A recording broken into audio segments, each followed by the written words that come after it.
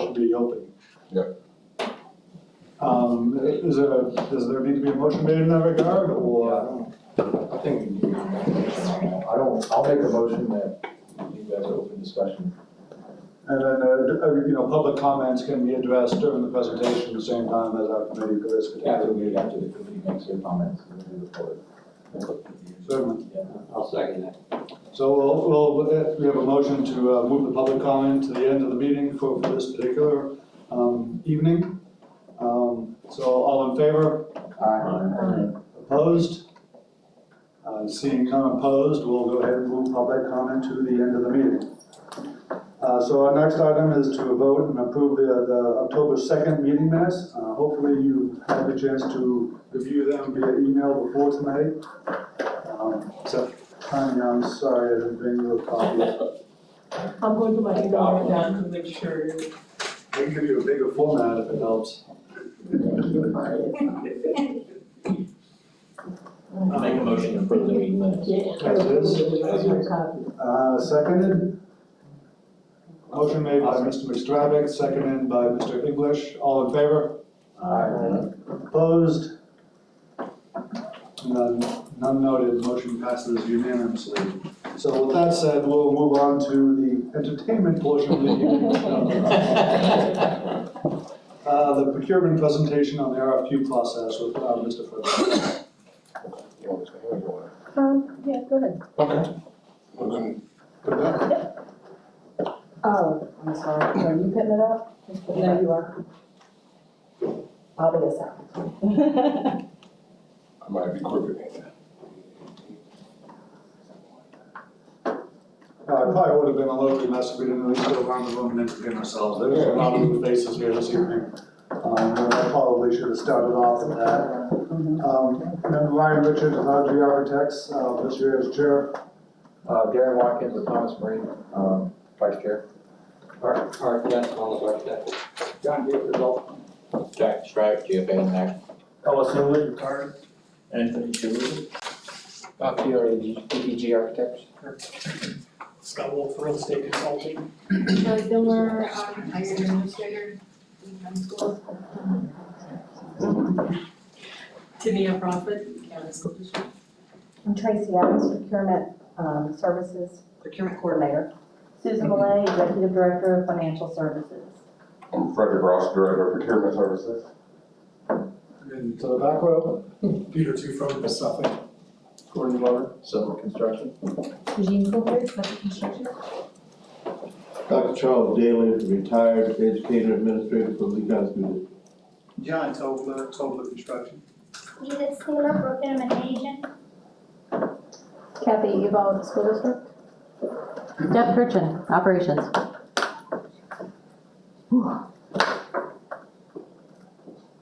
Thank you. With that, we'll give the floor to Mr. Ross.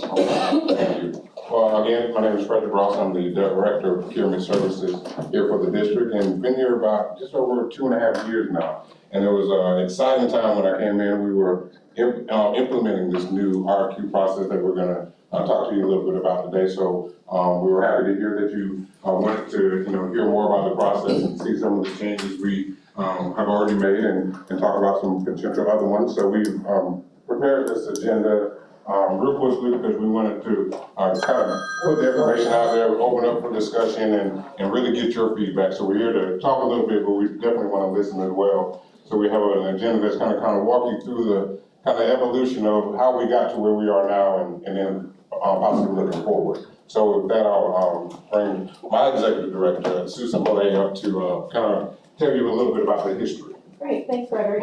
I told Frederick I'd do this portion because this was done before he got here and it wasn't fair to him to ask him to talk about the work that Tracy and I had completed previously. So a little bit about the background. Prior to 2016, the community and the board with community input requested that the RFQ process change. There was a lot of dissatisfaction with what was going on. And so the reason that the board requested that the RFQ process be moved from the construction department into the procurement department is a separation of duties. So the folks that are on the ground working with you every day were the same people that were receiving the proposals, making the evaluations, making the award, and then managing your work. And that's not really a best practice. Also, the board indicated that they had great confidence in the best practices that our procurement department was leveraging, and they asked that those best practices be brought into the construction arena so that we had that consistency across all of our purchasing initiatives. So what we did, as we were given that directive by the board, was we went out and conducted research for about a year. We researched locally in the state of Florida. We met with or communicated with 10 school districts who were in the build mode. So a lot of our school districts aren't experiencing the growth that we are. We talked to them. We interviewed Orange County multiple times. We talked to Palm Beach and Brevard and Broward and gathered data on what their practices were.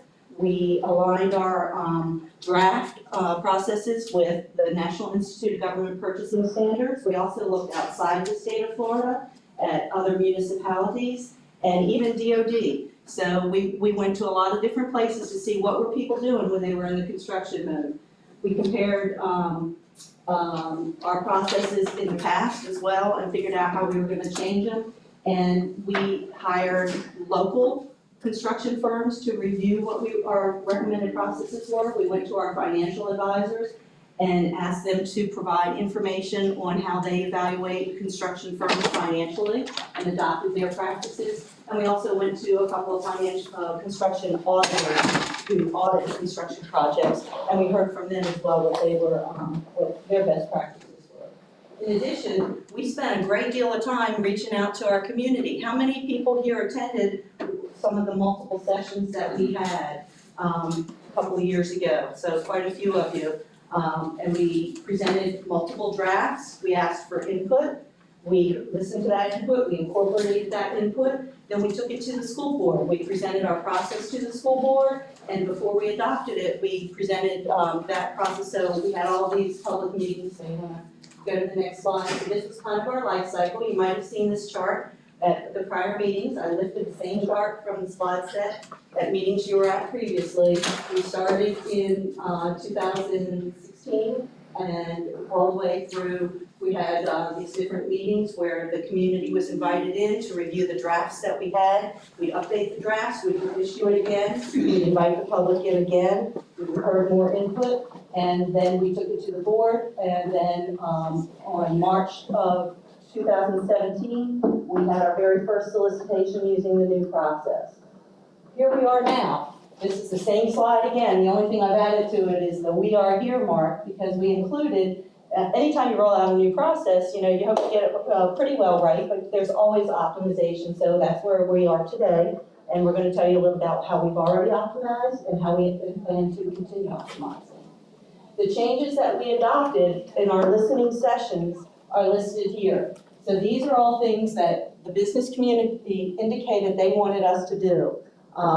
We heard loud and clear, no longer average the proposal score with the interview score. And the reason that you guys told us about that was because you said, we want to level set. When we get to the interview phase, we want to be an equal grounding, because some of you said that we can never overcome what was achieved in the first phase. So that was a direct response to your recommendations. We changed our bonding capacity to be pass-fail, so that if you could bond for the project, you passed. But before, you were getting more points if you could bond numbers larger than the project. Well, we thought it was important to listen to that feedback, so that is now pass-fail criteria.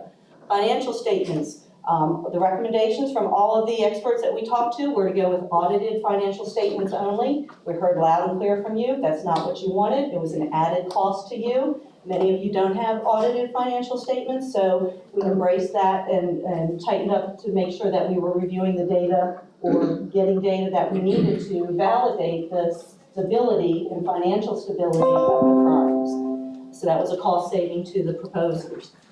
Distance to site and office in place 6 months prior to the bid. We talked about how could we provide an added advantage to or a recognition of our local vendors who are here in the community supporting us. So what we added in was based on legal counsel, was to go with a distance to site, not within the Lee County perimeter. And so we're going to revisit that again today. We're talking about that more.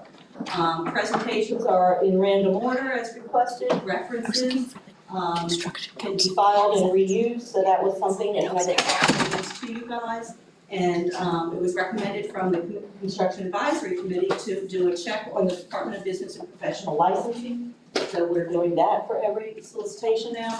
And we talked about the selection committee composition. So what we heard loud and clear here was the community didn't think it was right to have only construction and maintenance firms who were on the committee because they thought there was some bias when they worked elbow to elbow with them each day. You know, why are those the same people that are grading that there should be a separation of duties, which is actually a best practice. So we opened our selection committee to include other departments such as our academic services department, who are the ones who are going to use these amazing buildings that you guys build for them, because they're the ones who need to be involved in how this building's going to work for them. So another request that we heard was give us a quick overview of the RFP process. Yeah, this is me. Okay, all right, so you're up next. Yes. So this is, Sign in over there. This slide is the steps of how we do the RFP process. So first of all, we choose a selection committee, and it's based on, you know, depending on the project, it could be someone from our IT department, someone from curriculum development, someone from business services, operations. So we select our committee, and then we review the responses that we receive. So when we review them, the selection committee reviews them, they create their short list, and from the short list, they determine how many they want to call in for interviews. And then once we call you in for an interview, then your scoring starts over. So you go from, you know, however many points that you get in your short list, then your points start over at 0. And then the board approves the ranking. After the board approves the ranking, then we start negotiations for a contract and a fee.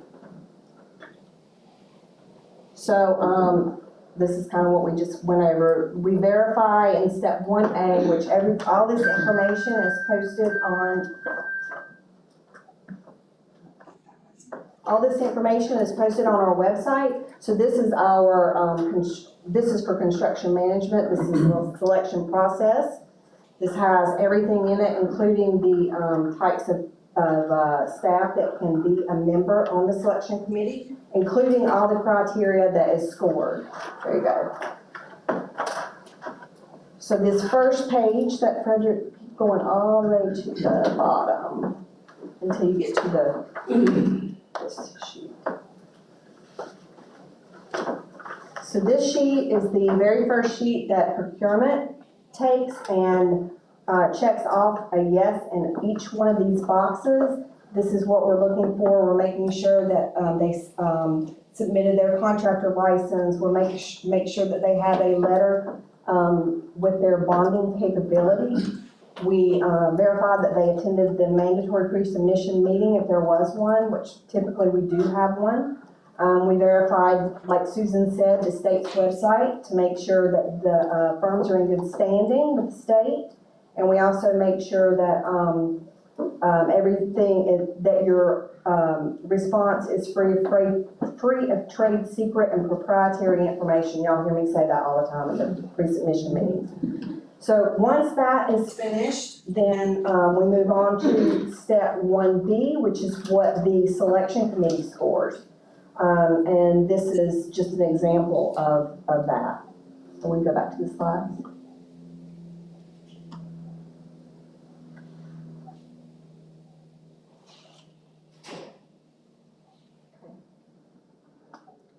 And of course, I just did that. That's step 2. All right, so the question is, so how are we doing with this new process? Where are we now? So we put together some statistics for the awards that we've done. I stated that in March of 2017. That was the first time we released RFQ using this process. Since then, we've released 20 contracts or negotiated 20 contracts. And they're categorized into two different areas. So the first category is single contracts. This would be for a specific roof project or a specific construction or building official for a school.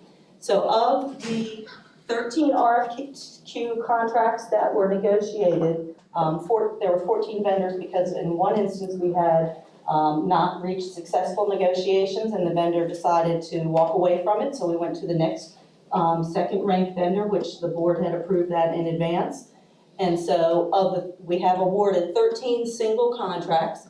5 of those awards went to firms who are located with their headquarters within Lee County. In addition, there were 4 awards that were made where no local vendor bid was received at all. So it was not possible for us to award to a local vendor within, and I'm as narrowly defining Lee County vendor or local vendors I can as a vendor whose headquarters is located within Lee County. So for the purpose of this slide, that's the criteria that we're using. So if you add the 2 of these together, the 5 plus 4, we had 69% of those awards were awarded to either vendors who were with a primary headquarters in Lee County, or there was no other vendor who bid who had within Lee County. Next, we have issued 7 continuing contracts that resulted in 49 separate contracts. So we have 7 roofers or 14 GCs under 200,000, over 200,000. You guys are all familiar with that. So of those 49 awards, 49 contracts were awarded. 36 of them went to firms who had a headquarters within the boundaries of Lee County, and that's 73% of those awards. That 73% does not include, again, we had 7 bids or 7 contracts on which no Lee County vendor bid at all. So there was not an opportunity to award to a Lee County vendor. And we had 2 vendors who are headquartered in Collier County. So the question is, are they a local vendor? Are they not a local vendor? And so that's one of the things that we're going to explore a little bit, and we're going to get some feedback from you and talk about that and see how that would influence the numbers. So of the 20 unique contract areas, we negotiated with 62 vendors, 66 who are headquartered within Lee County. 11 of those 62, no one had bid within Lee County, and 2 of the awards were for Collier County. So if you add those numbers up, that gives you a flavor for what's been awarded locally. So people digest information differently. So here's an image graphically of the total number of contracts of the 62 contracts, just the continuing contracts and the single RFQ. And so one of the things that I draw a conclusion here of is we had some single contracts where there were more non-local vendors being awarded, and that's something that we want to talk about further. All right, next slide. Here's another depiction of the data just to show relativity. The blue, again, is local vendors, the orange is non-local vendors.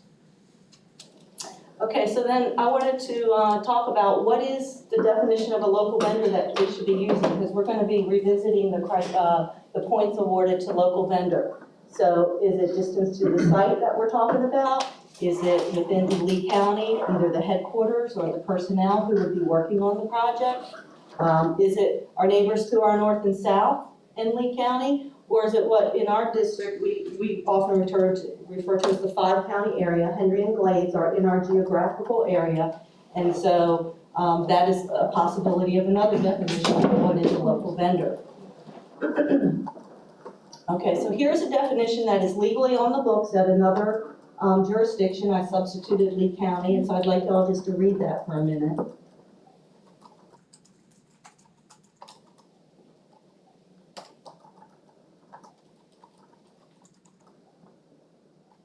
Okay, so the first option is if a firm is either headquartered, has a manufacturing facility, or their local owned franchises within the boundaries of Lee County, or they have an office with a street address in the boundaries of the county for at least 2 years prior to the RFQ being issued.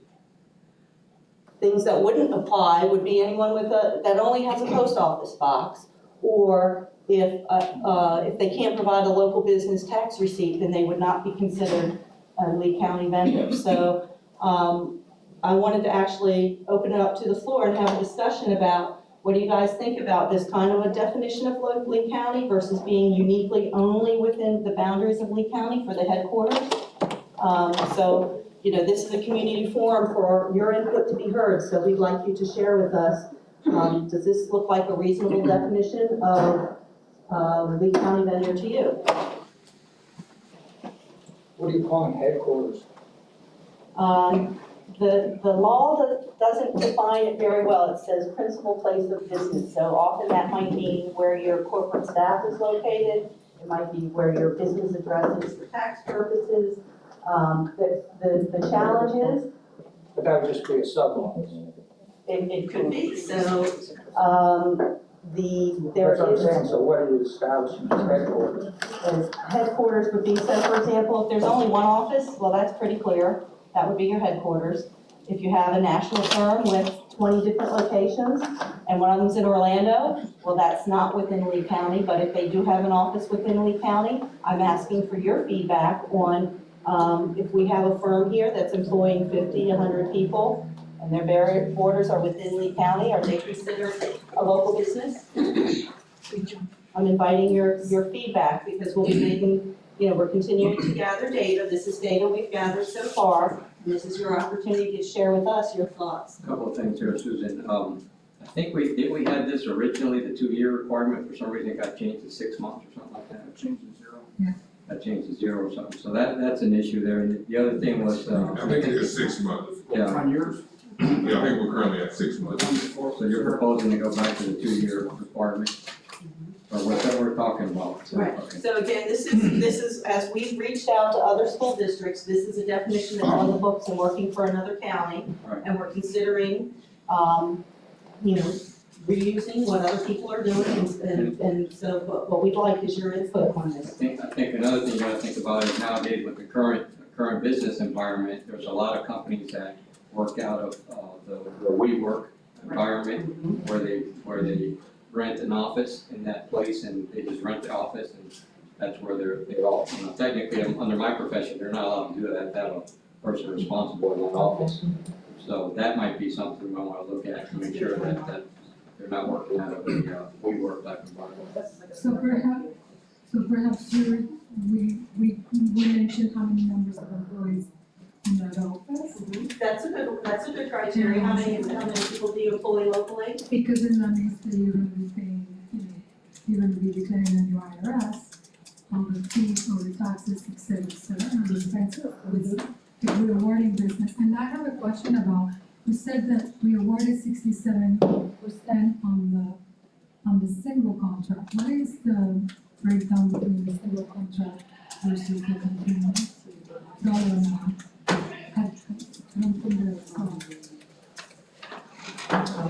So, we had single contracts, which are for a single specific job, and we had 13 of those awards. No, I did get that. Okay, I so- got the numbers. Okay. I'm just asking, what's the breakdown between dollar amount between the single contracts last year? Let's say you have $100 million versus the continuous. Because that is a very important thing to consider when you're asking us, well, how to define local.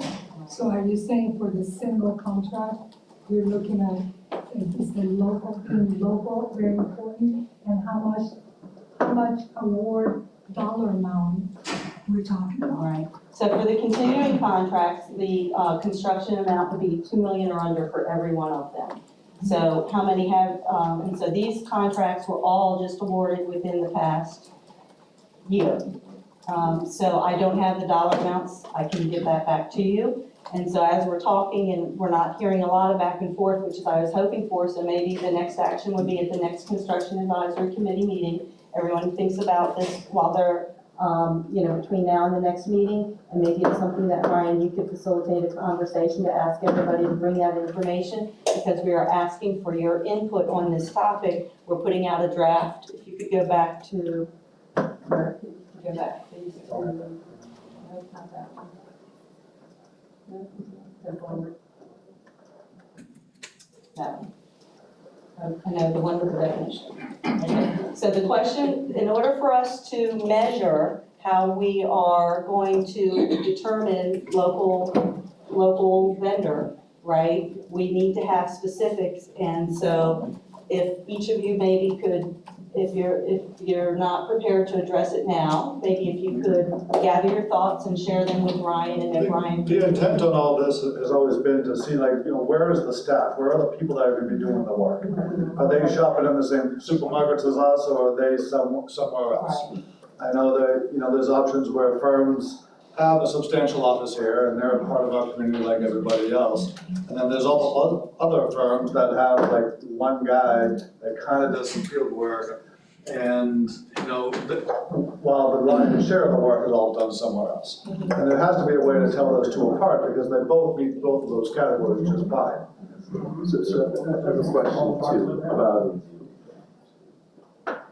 some of the stats you were showing earlier, Susan. You had the percentage that went to locally headquartered firms, plus the bids that there was no locally headquartered firm. But I'm curious, how many of those were actually local firms under the current definition? Right, so I have a So slide I think on that's that. a big, there's a Right. distinction, it's not, I know there's a lot of local work that's gone to a lot of local firms with lots of local people that live here, but not necessarily Headquarters. well, and again, it depends on your definition of headquarters, Right. national, regional, local, so. You're talking about this is the phase one submittal, right? Not the presentation side, or just. Well, we're gonna talk about that too. So after we talk about the current process and talk about how we might change it, then we're gonna present to you some ideas we already have for changing a couple of things that we're talking about. I think the definition has a lot of flaws in it. And I think some of them already been kind of echoed. Headquarters, what constitutes a headquarters? You have a lot of engineering companies are national firms. They also have a local firm. They're owned by the corporation. They're not a locally owned franchise, so are you gonna exclude them? They may have 5, 10, 15, 20 people locally manning that local engineering office. But the way that's written right now, they're excluded. And it's the same with architects and other companies too. So you really need to think that through as to, as Ryan says, where you have just an outpost, and it's just there to support a project they might have locally, and all of a sudden now it becomes an office that you're gonna run an RFQ through. So those are the kind of things, those are the problems that I see.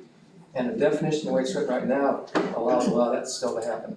Okay, so, we're open, and Mr. Huber, did you? I was just gonna ask you, we're talking about this distance, and I don't know how many years ago it was when we all sat in that room a couple of times, but back then it was told us that this was state statute that limited you from putting any distance on it, if I'm not mistaken.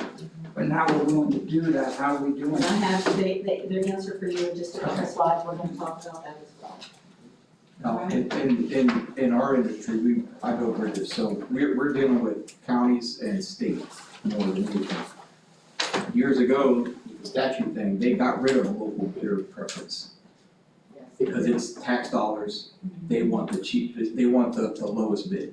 So state does that now, and Collier County, Charlotte County, Lee County is they don't do that in the transportation side of it.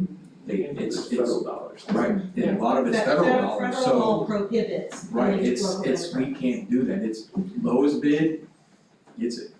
State law also prohibits, prohibits construction if you are using state dollars.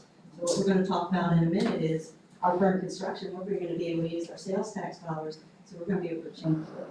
But wouldn't we don't use lowest bid because we're an RFQ process. Correct.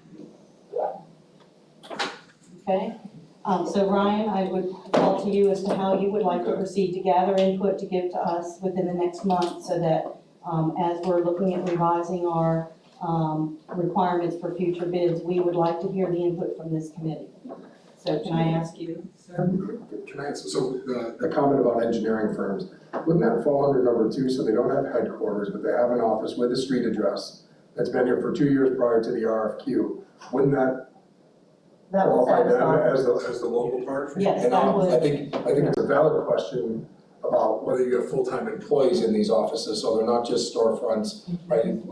for a lot of big companies, it doesn't take much to just buy a storefront, not put anybody in it, and when a job comes, you do it. But when we start talking full-time employees working out of an office that have been here for 2 years or longer, and I think there was a point where it was 1 year, right? Well, 1 year, 0, 6 months, and now we're talking about 2 years. I think that addresses a lot of the concerns.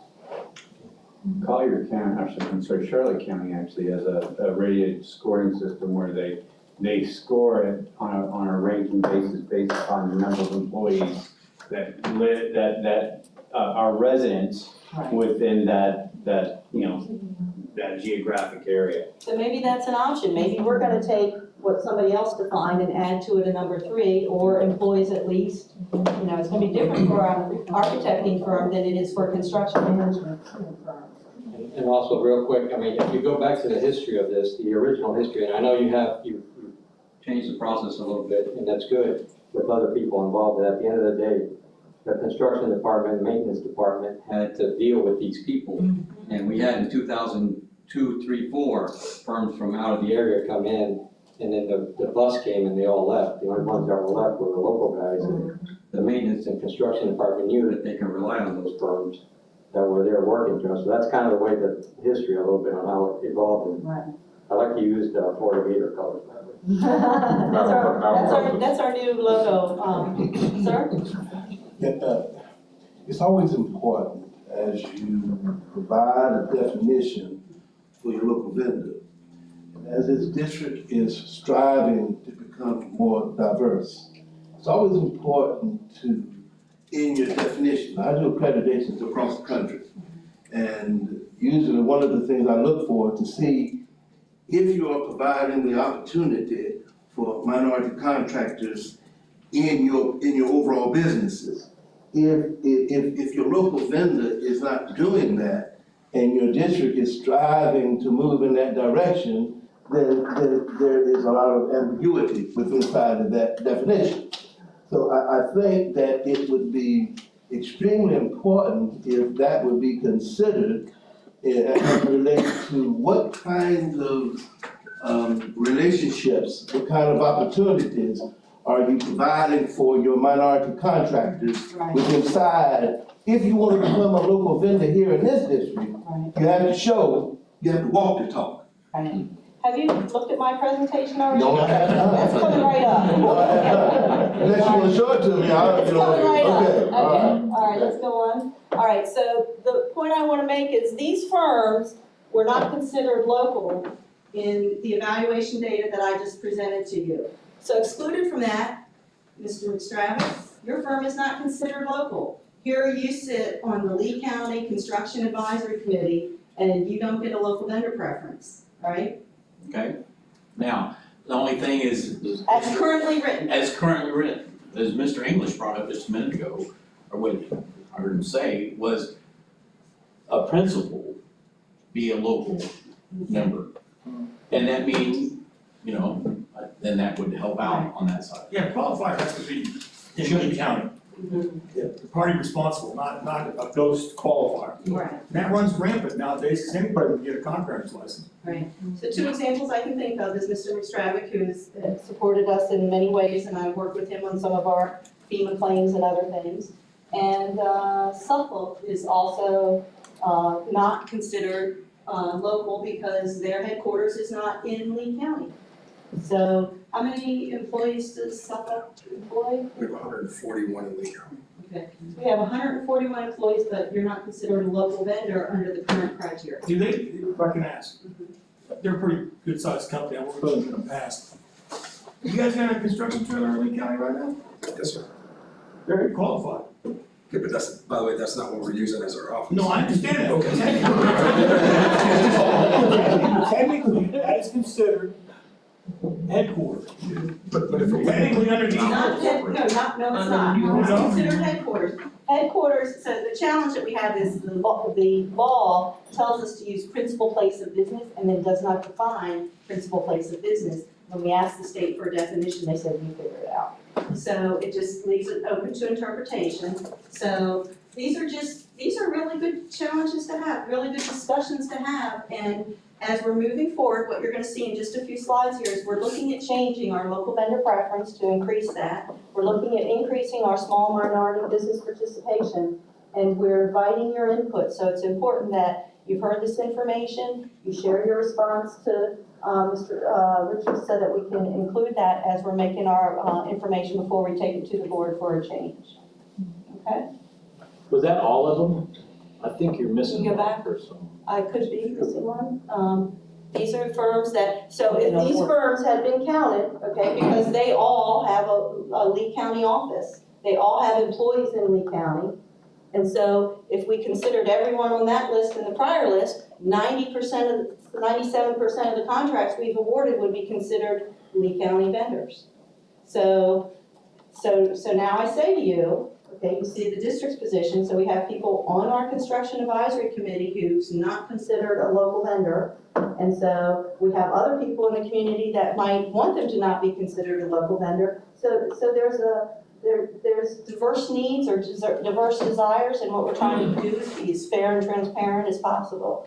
Sir? Did that list of companies, did you say they were or were not considered? In my prior data, these were all excluded. They all have Lee County offices or Collier County offices, but in my metrics that I showed a few slides back, I took it down to the basic, did you have your headquarters in Lee County? So for example, GFA was excluded, Suffolk was excluded. But just so I'm clear, this list is a result of that sample criteria that you were using from another district, or the one that's currently the district policy? This list is the vendors who have been awarded work. I understand that, but I'm saying, What criteria? I mean, you had the one slide that showed the other districts recommend, approach. I didn't use that. Okay, In the raw data I presented, I used the most restrictive, which was only if your headquarters is in Lee County. If we add these firms, Mr. McStravick and Suffolk, who have been awarded bids, they're here present in pretty large numbers or on representing our school district even, they were excluded as local vendors when they submitted bids. Because they met that 2-year. No, the 2-year thing, can you go back to the 2-year slide? Okay, this is, when I say how to define local vendor, we're looking to put a definition of local vendor forward. This is lifted from another school district. This is something that another school district uses, and I thought it's a great starting point for us to have a conversation. So in my prior slides with the data, I only use the criteria, your main office is right here in Lee County. So that's what you used to tell us that those lists there, that previous slide? Yes. Okay, it's not the current district policy, which is. If we were to embrace that slide that I showed you that said headquartered or manufactured here, then all of those firms that are listed here would be considered headquartered in Lee County, and resulting in 97% of the contracts we've awarded going to local vendors. Any other questions? Okay. All right, so you're up now, right? So you can see the long road to get here, right? And we're still talking about some of the same things. So during this process, it's been continuous improvement. Since I've been here, we've gotten it implemented. We've continued to listen, and we've improved and already made some improvements. For example, we eliminated the e-payables requirement, reduced some of the requirement for the financial information that had to be continually sent. We've revamped some contracts using outside counsel. Even looked to, we were said, hey, we hate coming to a pre-bid meeting and then having to go to a site visit. So, we're combining those things, being cautious of your time. And even on the last one, the multiple contacts, there was a bid, I think, right before I got here, and they just couldn't get in touch with the contact person who was on the bid. I think maybe they had left, and so They missed their presentation. this whole presentation didn't get awarded. So, we're asking for multiple contacts in order to make sure we have contact with the staff. So that is some of the ways we already made some changes. So based off kind of what we heard throughout the process. So now, we're continuously hearing more feedback, and That's kind of here what we're here to address. I think we already counted number one in about the local vendor preference. Dr. Daly brought up small business minority utilization. We've been in touch with, had sessions with the superintendent and the NAACP and some other organizations who want to see more minorities and small supplier diversity within the district. How points are evaluated for past experience. That's another concern we've heard and we can talk about today. Another easy one I think we can help with is the number 4, the financials and references, just the frequency of having to do that. And lastly, another concern we heard was the composition of our selection team. So let's look to address them again. We kind of talked about this one a little bit, but I want to hit on a few things that we might not have talked about. First, right now we're at 3% is what we're doing on the local preference, and that's only on the first stage that we're doing it. And we want to discuss about possibly increasing, possibly adding to both the presentation and the proposal stage. What's pushing with some of those influencers? Number one, we passed the half cent sales tax, so we're using different budgeted money for these projects now.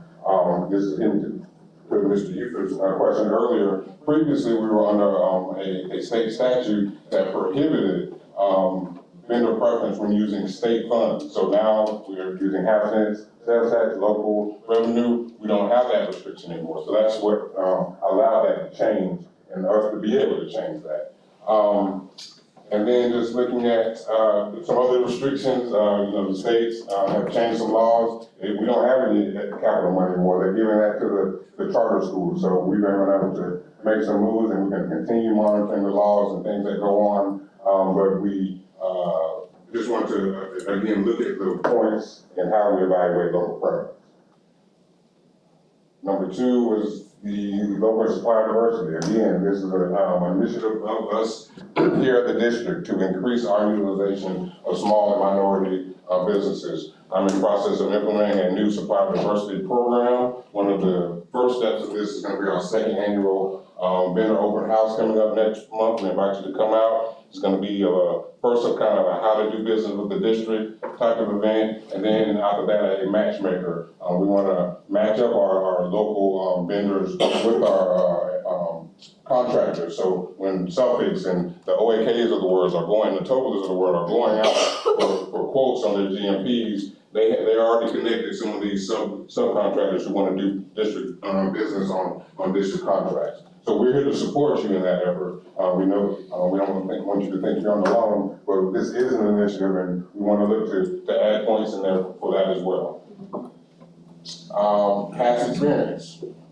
Right now, we have 17 points that are available for past experience. We asked for 3 to 5 similar sized projects completed in the last 7 years. So kind of the feedback we've had is, hey, school district, you hadn't built as many schools in the past 7 years. So, how will we have that experience? So we'd like to have that discussion, possibly move some points from, we talked about increasing points other places, maybe move some points down or look at how we evaluate that. So just something we've heard and something we're willing to talk about and see how we may consider some changes in that area. 4th, again, this is the easy one. I think we're ready to do this now. Right now, we ask for financial reporting, to come on each one of your bids. So we're gonna kind of say, hey, if you just submitted one last week, last month, we don't need your financials over and over again, and we'll be able to hold those for a set amount of time. Kind of same thing for references. We want to keep asking for references. So, references we can keep on file for a certain amount of time to keep people having to do that. So again, just some things we're here and hope to help you out in that. And lastly, selection committee composition. We have on our that document we put up earlier, kind of who is within the district is eligible or who will be putting on these evaluation teams. We look to get cross-functional teams. When you're looking at a school, there's a lot of different parts that go into it. So everybody has a stake, from maintenance to construction to IT. We put principals on there sometimes. Just to get that full aspect of, can everybody think of one thing so everybody has their area of expertise. So we want to make sure we get those in there. But, you know, we've heard that, hey, you may want to get some other people on this evaluation team. Definitely, when we're looking at this group, it's real tough. It's hard for me to look at anybody in this room who wouldn't have a conflict of interest on any construction solicitation. However, some things I've seen in the past, other community partners that be on those teams. Possibly Lee County, you know, a lot of our schools end up being shelter schools, so they have some skin in the game as well. So we can add them to the, you know, we work closely with FGCU Small Business Development Center, other different local agencies. I know I participated and evaluated a bid down in Collier County that we were joint on. So, you know, there are opportunities, if we want to get some new blood in there, to use some agencies that, and people that definitely would not have a conflict of interest, because we don't want a protest to come, and believe me, that will delay a school being built for years. I'm sure some of the farmers could tell you about that, who's been involved with conflicts of interest and protests. So kind of those are our 5 key things that we've heard, and we want to open up the floor for discussion on these areas and hear what you think. So this is, I guess we talked now we want to listen and hear any of those 5 you want to hit on. Can you back up to the original list, maybe? Sure.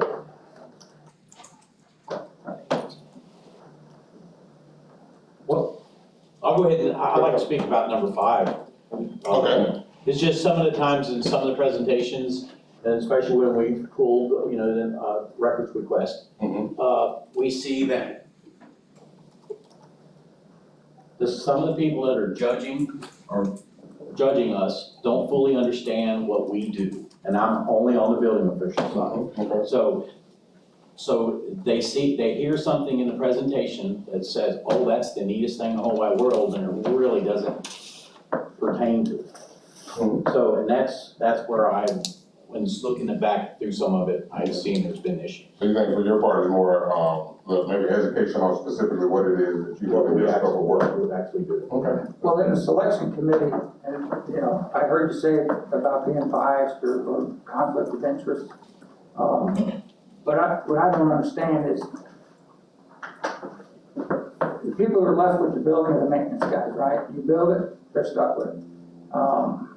People who are stuck with the CMs are construction people. And they've worked with most of the people that have submitted. But they have no say in it. They can't tell you that, hey, this job finished 3 years ago, the maintenance guy said, we got over 500 maintenance items on that. And yet that company could get selected. You do have a lot of people, obviously, on the committees who don't know anything about past performance. They don't know anything about construction. There's nothing wrong with that. I don't know anything about curriculum or anything of that nature, so I'm just putting that to a point. And I think that, you know, to me, you know, it's just a loss. It's just a loss for the architects. It's a loss for everybody that goes in there for that specific thing. You know, Thank you. I don't personally think the outside people should be coming in here. You don't know if that guy that you're bringing on the committee is my next door neighbor. You have no idea. You don't know if he golfs with me on Saturday. You don't know that.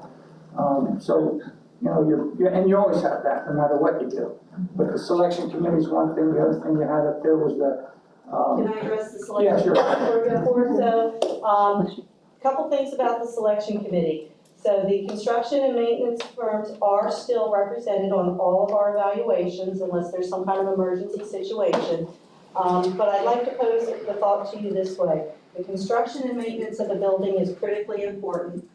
It's about a 50-year life cycle. If you think about a hospital that's being built, for 50 years that hospital is going to be used. What is most important to is the doctors, the nurses, the lab technicians, the orderlies who have to push the things down the hallways, right? They are the ones using the building for 50 years. So during the 2-year construction phase, our construction folks are on site managing, et cetera. Our maintenance people are cleaning and maintaining the building, but the users of that hospital, or in our case, school, are the principals, teachers, students. So we have added to our evaluation committees those who have been principals, have run, run the safety and security in schools. They know they need to have the line of sight, and the halls need to be this way, and the classrooms need to be this way. They are the users of the facility, so we have actually added them as evaluators because they are the users.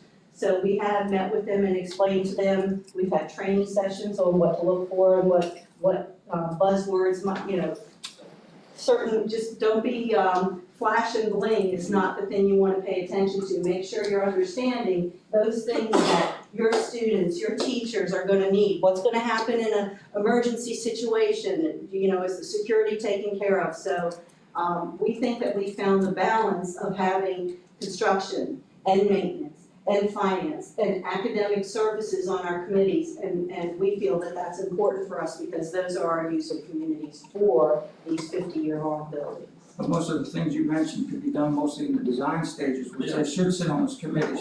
And to me, I disagree with you. The most important part is make sure that building functions properly, that the air conditioning's run, that you don't have roof leaks like you have in some of your newer buildings that have been for years. It just goes on and on and on. That kind of almost knocks you down where you're getting out of classrooms, which have happened on buildings that were built 8-7 years ago. They had to move out of those classrooms for those same reasons. So what you said is important, I agree. That should be on the design stage with the architects. Those people should be sitting on those committees and they should have a lot of input on that because they do know how the use of the building is. They are the end users. But to me, you've got buildings, what you do out there, and they're not that old, and they've got a lot of maintenance issues. And that should be one of your #1 criteria when you're sitting here, at least those people that are sitting on that committee. Right now, the way I look at it, and that's just me, and is the final selection, which is the presentation, whoever puts on the best dog and pony show. And that's it. Whoever has the best marketing people, the largest firms are getting in there and they're doing that.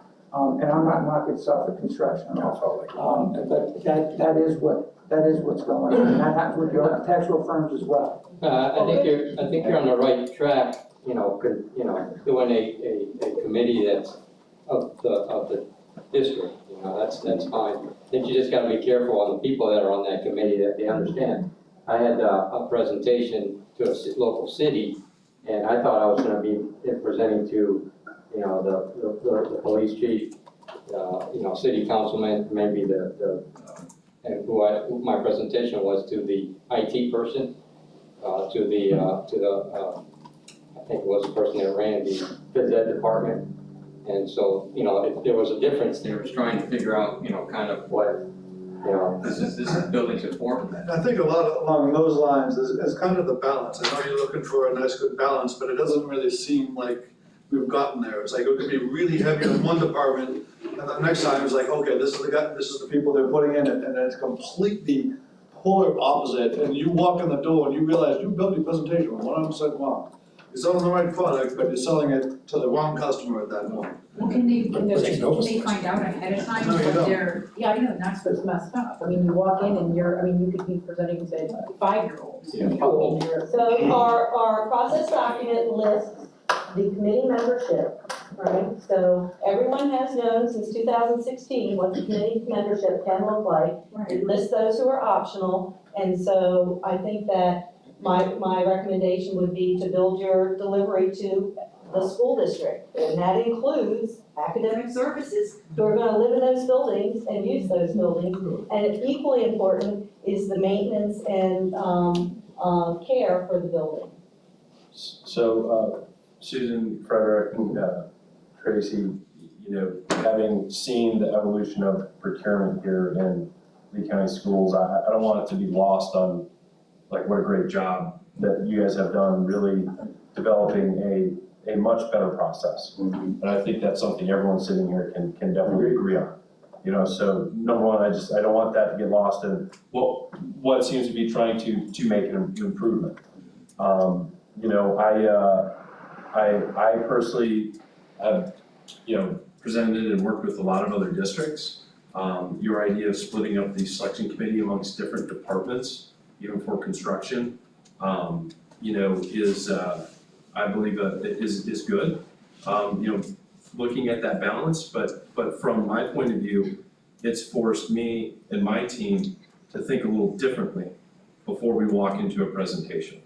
right? We have to think about our delivery for the people that ultimately we have to build a building for, and it's forced us on the front end maybe to prepare differently and think a little bit more intelligently about, how we're really gonna approach it, because we're not just, it's not just construction, like you said, we're building a home for the educators for the next 20 to 30 years, so, like I said, the balance between it, that's, I'm not here to say one way or the other, but I do think it was a good move to start to, kind of round it out and bring in other opinions into it, because I believe it's forced us to challenge ourselves to be better.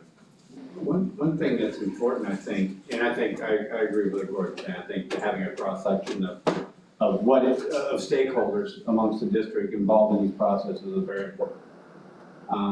But a lot of things, all of our presentations have to follow a certain rubric, the prompts that you give us. So maybe some thought into addressing those rubrics that, those prompts such that they address the broad-based, cross-section of people within the room listening to it. Because I've had to answer questions in an interview that had frankly nothing to do with my trade, but more, say, a contractor. So understanding, who's in the room and what's gonna be important to them, and then tailoring those questions or those things that we, and I appreciate the clarity of those questions and those prompts, because that allows us to do a better job ourselves to get ready for that presentation, as Gordon suggests. Right, so one comment I want to make to that is that the criteria, the selection criteria is defined in statute. It indicates project experience, past experience, project approach and methodology. So the categories are listed in 287-055. It doesn't indicate how many points have to be applied to each, but the criteria for evaluation is listed in 287-055 or 55. Yeah, first of all, I'd like to commend Mr. Chairman, your position and the entire committee for allowing input at this level. Usually, it's been designed just the committee talks, and others had to sit back and listen. So that is a great improvement. I have been here probably the longest out of anyone. I was here with Dr. Adams and Ms. Tillman. I was very careful about saying that. You said all those. But this was not happening years and years ago. Okay, it didn't look like this. When Dr. Adams first came in and said that we have to be inclusive. And as I look at what we've heard, and I brought it up at the beginning, and you said that I read your report, but I didn't. But your definition must be inclusive, because if your definition is very clear, then 2, 3, and 5 will automatically increase. Because if your definition says it up front, then the rest of it will fall in place. There is a need for small minority business. We have businesses out there that are run by women and that are outstanding.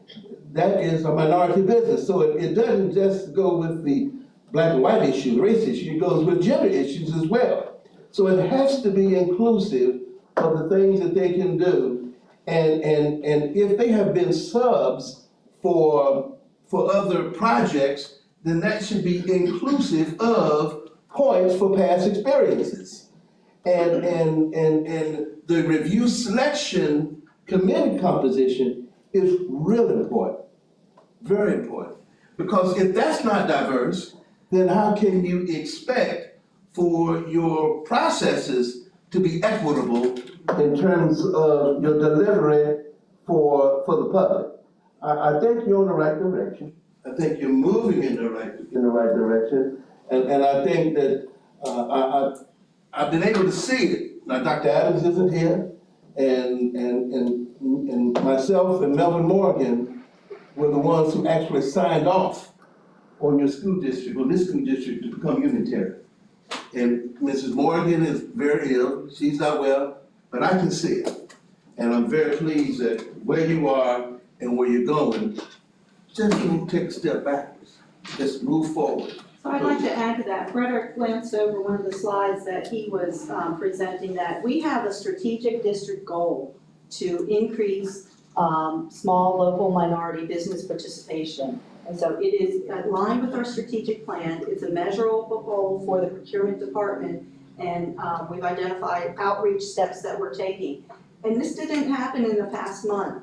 As Frederick indicated, this will be our second annual open house where so we've been doing research for a couple of years, since 2016 when we put this together, to see what is our local presence that is minority, woman-owned, veteran-owned, et cetera. Yes. And then we went to the state database, we went to the Lee County database where they have minority registrations, and we use those and we contact those vendors. And what we're looking to do now is to set a goal for us to increase local small business participation and the matchmaker function at the open house. What that does is if we've awarded a large construction firm a job, we will ask them to have a table or two at the event, as we did last year, and ask the small businesses to bring their credentials, to meet with them face to face, to talk about when you're submitting, when you're receiving bids.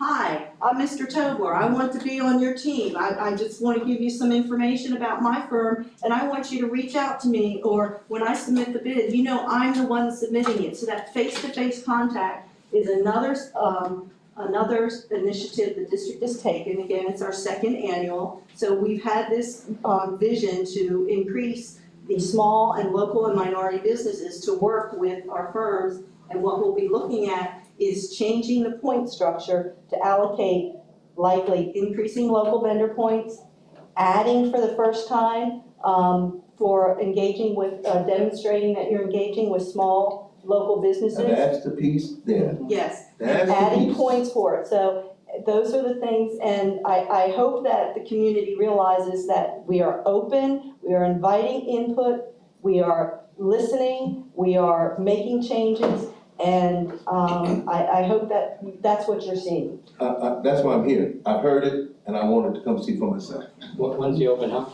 December December 19th, 19th. We'll get some Thursday, December information. 19th here. Mr. Tobler. So as I look at what we've heard, and I see number two, it's real refreshing as a minority contractor who's been in business for X amount of years right here in Lee County, to see this district finally embracing this. And what I do know for a fact, if it's not mandated in that there are points put in place, if you use minority contractors, it won't happen from the larger contractors. It just will not happen, because typically it's just business as usual.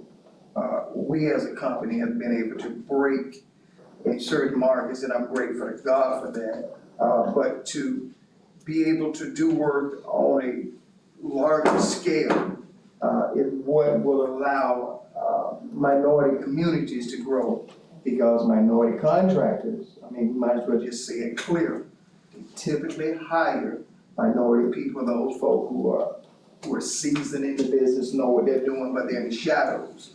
So some of the largest, even if you did a research and find out what's the minority participation on our largest schools that we've built in the past, you'll find out that that number is really, really low.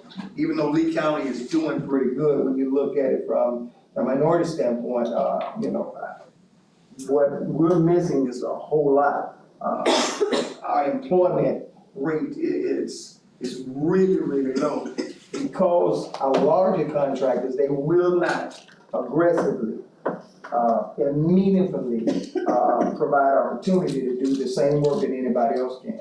And so I commend you for putting points in place to make those larger contractors, take it seriously. Listen, if there's a minority contractor that can do the work, I want to consider that person. And not only that, give them an opportunity to do exactly what every other person wanna do. That's to work, to be able to raise your family, to be able to live a decent life.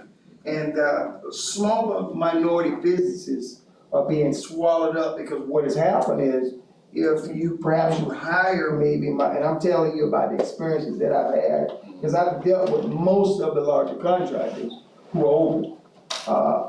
If you kind of incorporate perhaps some minorities in the company, then that smaller company will begin to dissipate, because now there's no need to use minority contractors. There's a minority contractor community here that's ready to work, and what I say to you, if you mandate it, they'll do it, because I'm on the list for the 2 million, and they are less than 200,000, and the school district treats me really well. I mean, and I probably did, matter of fact, in this, I would be ashamed of this if I lived in Lee County. I was the first minority contractor to ever get to be prime on a job, and that was at his school. And I know it was because he said, listen, we need to have people working on Dunbar that look like the folk that live here. And if you guys do what you're doing, you'll see more minority contractors just like me, working on jobs, getting that needed experience, so that we can begin to bid, because I'm actually, of course, we have joint ventures as well. So I've even bidded with a Suffolk.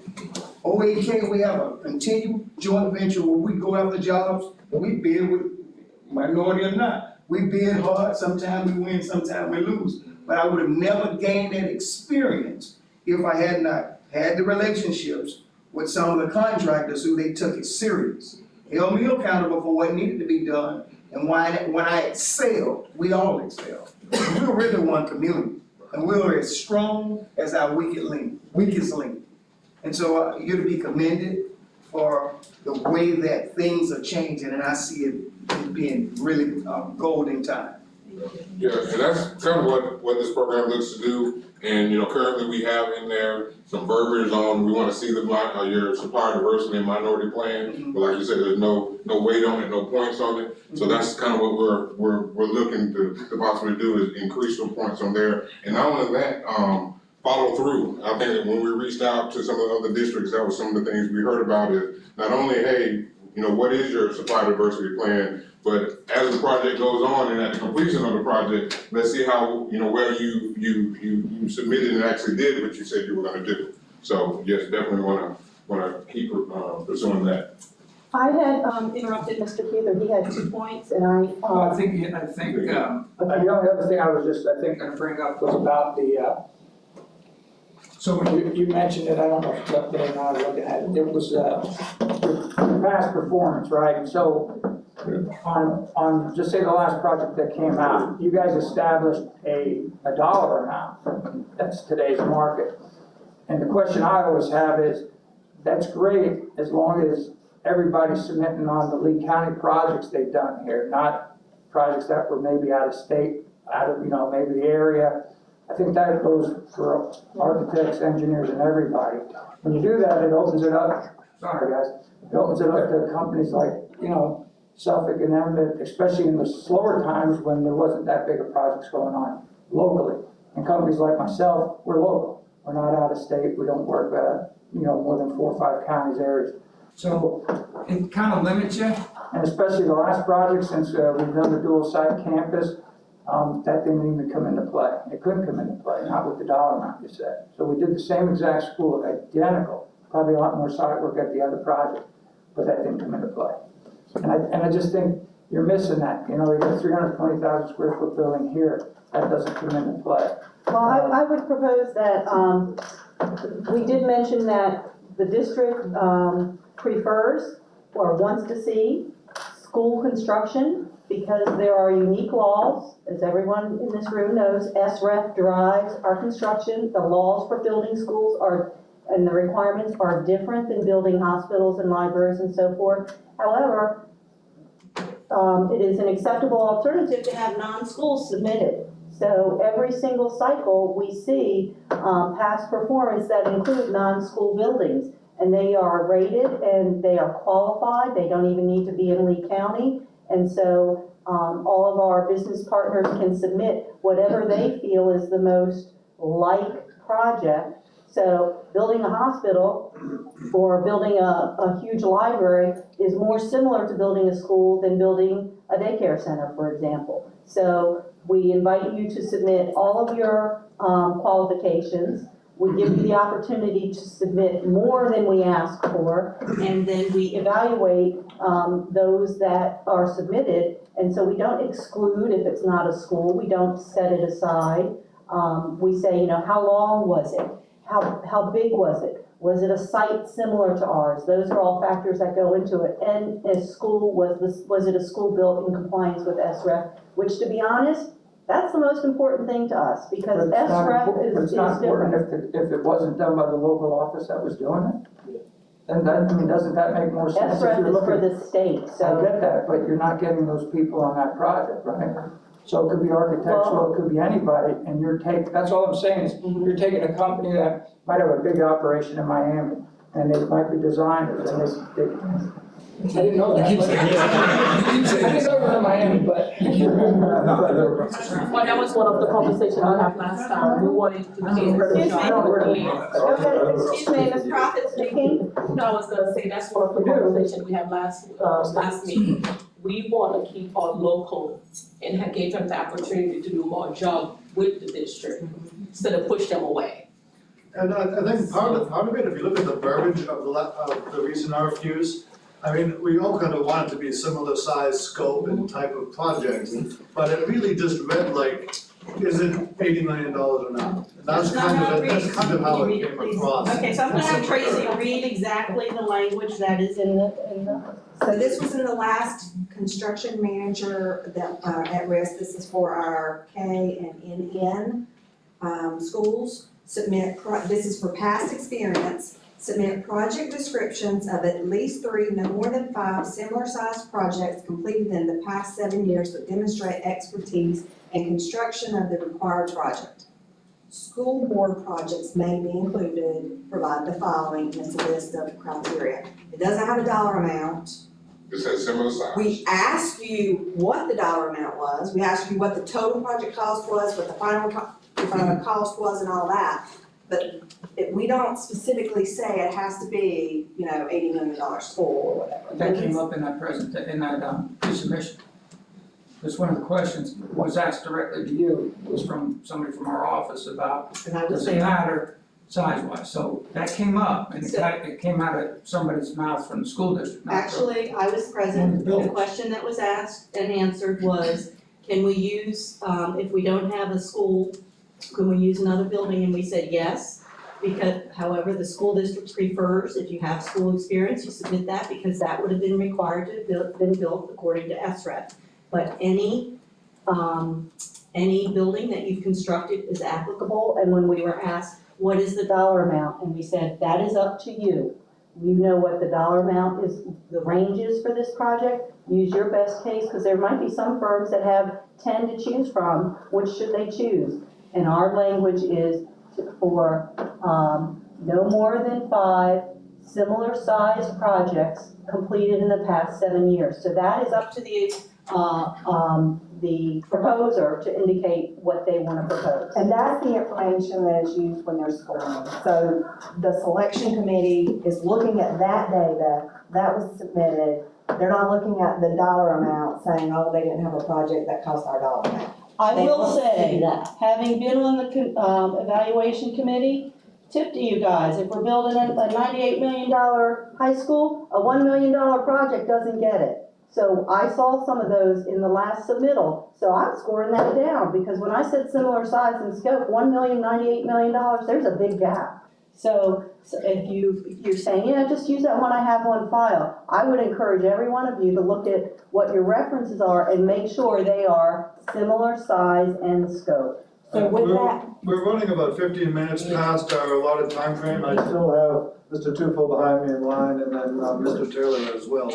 So I'd like to finish up with them and then go in and then move on unless there's something else that needs to be added at that point. So my question to the group is, what is the mission of the process? Is it to select the most qualified and competent people to service you, whether it's the architectural services and contractor service? If that's the mission, then as we address each of the 5 items up there, whatever modifications we make should add value and to support the mission. Instead of whether it's aligning everything to go to a local, smaller firm like yours or a larger firm like ours who employs, much more people in the region, set the mission, I address the 5 items. If we have to make modifications, it should be to deliver the best product for the best price to the people of Lee County. And that's why I'm confused as to why we're going around on some of these topics. If we want the best for our students, we want the best for our people. We all voted for the 0.5-cent sales tax increase. Some of us promoted for it to make sure that we could build good schools for our kids and our growing population. Through the process, if we're gonna make modifications, they should be aligned with the vision of the process. Not to one individual, not my way, not your way. I know you said it wasn't directed at us, but every comment you made would seem to be directed at us and based on the last procurement process. It seems it should be simple. Is there a written mission for this process? And it should be to add value to the community, right? Needs to be defined, if not. Okay, so to me, that's a starting point. We're gonna jump into the end game. Starting point is the mission. Do these things support the mission? Do we need to make modifications to enhance the mission of this? Yes. Yes. 1 through 5. 1 through 5. Okay. Mr. Taylor? Okay, well, basically when you set up a system like this, and I'll call it a system to select a qualified firm to do whatever, you give your best shot, and you design a great system, and then you put it out on the street and you test it. And through the testing process, over the last couple of years, things have been identified that have come to light, that have caused concern to various entities. You've heard the voices. It's not that we're trying to cut certain individuals out, whether they're local or from a distance. What we're trying to do is fix the problems. Now, this community has gone through something that has never happened in my lifetime. And there's a period from 2007 to about 2015, there was no work, okay? But we have a 7-year selection criteria. So if you run your calendar back from 2019, that was the middle of that gap where there was nothing going on. So a lot of qualified firms, construction or architects, engineers, don't have that work to present. They have the work prior to that, back when we had, prior to the crunch.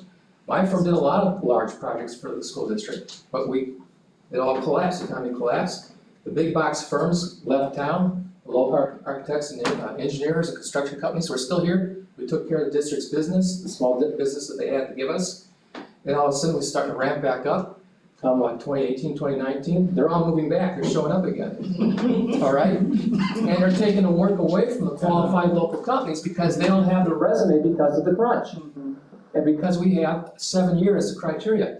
Why is it 7 years? Why do we have to have 7 years? As long as we can prove that we've done the work in a qualified way for the district, whether it's 10 years, 15 years, whatever criteria we come up with. But right now, the system as designed is excluding very qualified firms, they're all here in this room, that want to submit and can't submit, or being excluded from some of the larger projects because of the exclusion, the 7-year exclusion. And that's been an ongoing thorn in the side. There's been a lot of discussion between us, architects, contractors, engineers, with the school district personnel. A lot of them don't agree with this policy, but we all want to fix it. And that's my question to anybody is this discussion going to stop in this room, or are you actually going to take it to the public domain and actually do like you did before back in, was it 2016?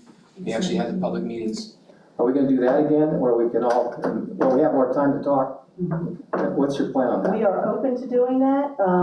As Frederick showed you earlier, there are half a dozen or so changes we've already made without public input. And actually, that's because firms would come to us one-on-one and give us suggestions, and the things that we could act on right away, we did. But the larger things, we're looking at and we're saying, you know, it's time to look at version 2.0 of the current process that's being rolled out. I think it makes sense to go back out and have a community forum, so we'll do that. I think what I'd like to do is that we draft our next version, release that, and then have a community forum. And that way, It will be based on the things that we've talked about today. There are, there's 2 or 3 sides to every story, right? So you want the qualifications to go back 10, 20 years, 15 years, some number of years. Well, from the district side, how many people in this room have the same staff and the same skills that built schools 20 years ago? Well, my guess is you're a different company than you were 20 years ago. People might have retired, people might be getting ready to retire, but to say, I built something 20 years ago, but nobody here is in my company except for, 2 of us of the 20 that were here before, well then, is that a valid criteria? That the people who are no longer with your firm, is that what you're gonna be weighted against? That's one piece of the puzzle. That just goes to illustrate it's a complex question. If there was an easy answer, we'd have it and we'd be doing it. There are many facets of things that come into this, and that's why it's important that we hear from the public and that we always continually improve our processes, and we are committed to doing that, both of those. Thank you for that, and I'd like to commend the great job you guys are doing, first and foremost, while everyone's got their own opinions on how things could be better at the end of the day. Like Mr. Tupou said, keep the vision in mind of what really the end goal is here. So with that, Ms. Giovanelli has been strangely quiet this evening. Okay, now you know me a little bit. No, I actually think it's been a great conversation and it's something that needs to happen. And so I think that's what is happening. And I too have heard lots of contractors have contacted me and said things aren't fair. So I think that giving the public and the opportunity for this actually committee and the public to have a weigh-in is all about transparency, and that's what we're trying to do. And so there's a lot more I'd like to add to the minority thing, but I want to hear from the public as well. So I think we need to, everything this committee can make a recommendation, and that's what needs to happen. And so it's giving the power back to the people, and that's what we're doing. And so that's where it's at. So I love what they're doing. I think that they're doing their work. We have to do ours to add to it and to get the answer that's going to be best for this district and the children. So that's where we're at, and I think it's great. Thank you. And with that, per Tracy's comments earlier, I kind of all take this home, dwell on it. Our next meeting in December, I believe, is canceled because of Christmas. I don't know why, the first Wednesday in December. I know, but, we were trying to get them to vote on the first meeting on whether or not December makes sense instead of January. Did we ever do that? I had to kind of skip out early. No, the very first meeting, we ended up moving it to the January one to the second. To the second Wednesday. Because the first Wednesday in January. Yes, It's that's not right. near any holidays. Well, the schools. I think it's closed, yeah. Yeah, it's always New Year's, but then we take December off. The dates are on the website too. Under the. But, we'll table any additional thoughts we have at that point in time, please make a list, you could all email me, I know members of the public probably don't have that, opportunity, but by all means, come back and voice your opinion again in January, in that regard. And we'll put together something of a list and begin to whittle it down to see if we can make, a short form recommendation, to the board on, what we suggest to be done, as a committee. Just real quick, can you send us the presentation? Yes, Yeah, we'll provide it to Debbie and Pat, and they can distribute it to members of the. So with that, we'll go on to good of the order quickly around the room. Anyone's last comments that hadn't had the opportunity to speak, want to throw out something? Not seeing any comments under good of the order, can we get a motion for adjournment? Motion to adjourn. I'll second. Came from Mr. English? No. Yes? Seconded by, Mr. Watkins? Watkins. Aye. Opposed? Thank you very much. Who's opposed to going home? Thank you. Thank you.